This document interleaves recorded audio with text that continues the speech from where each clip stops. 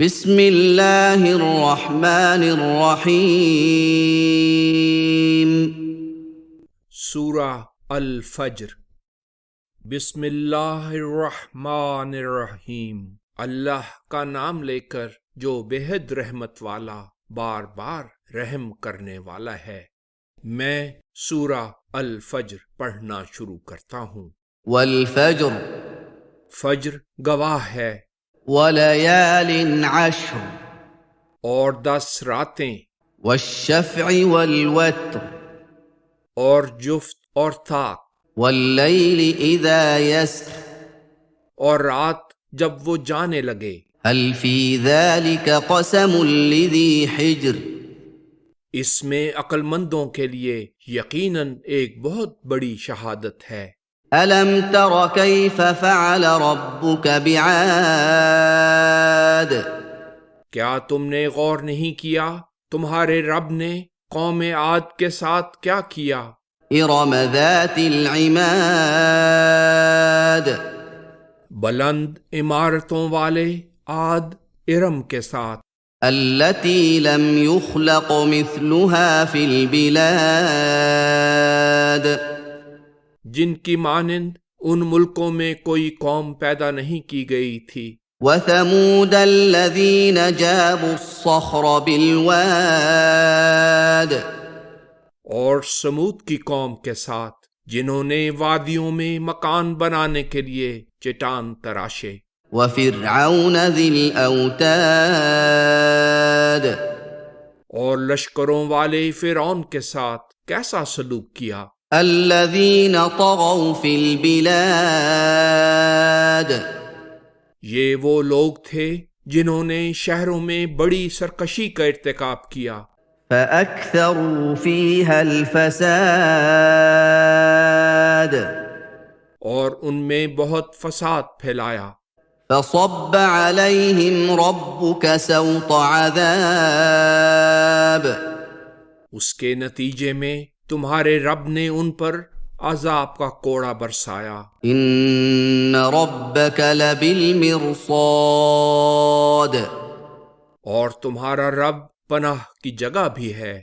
فأما الإنسان إذا ما ابتلاه ربه فأكرمه ونعمه فيقول ربي أكرمن، لیکن ناقدردان انسان کا یہ حال ہے کہ جب اس کا رب اسے آزمائش میں ڈالتا ہے کہ اسے عزت دیتا اور نعمت بخشتا ہے تو وہ کہتا ہے میں اتنا معزز ہوں کہ میرے رب نے بھی میری عزت کی ہے۔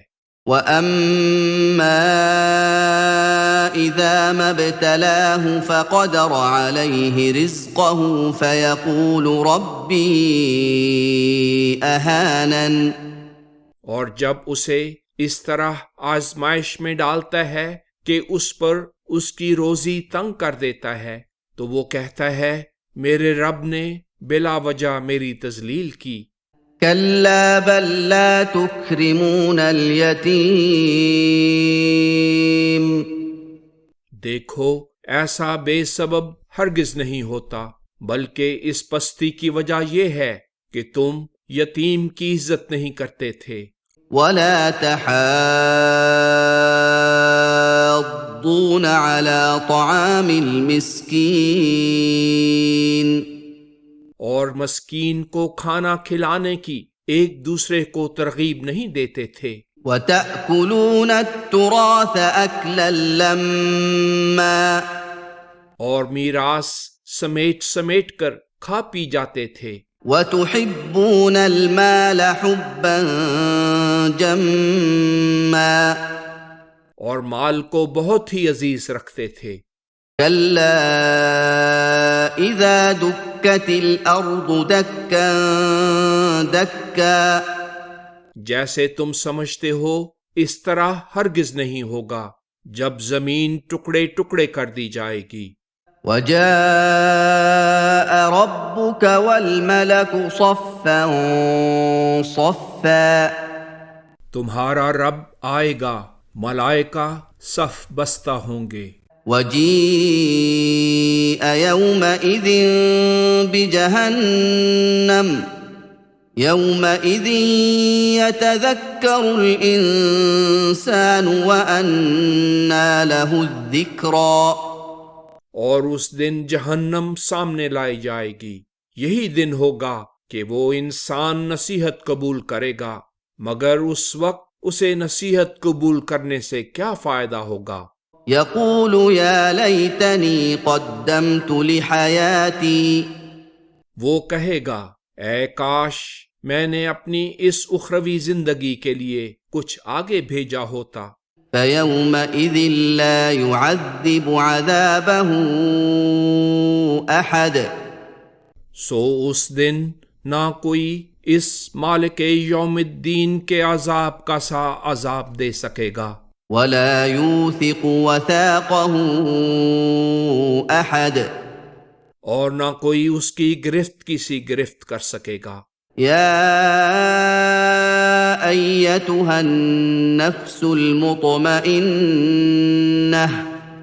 اے نفس مطمئنہ، یعنی وہ وجود جسے اللہ کی طرف سے طمانیت بخشی گئی ہے، ارجعي إلى ربك راضية مرضية اپنے رب کی طرف لوٹا، تو اسے پسند کرنے والا ہے اور اس کا پسندیدہ ہے۔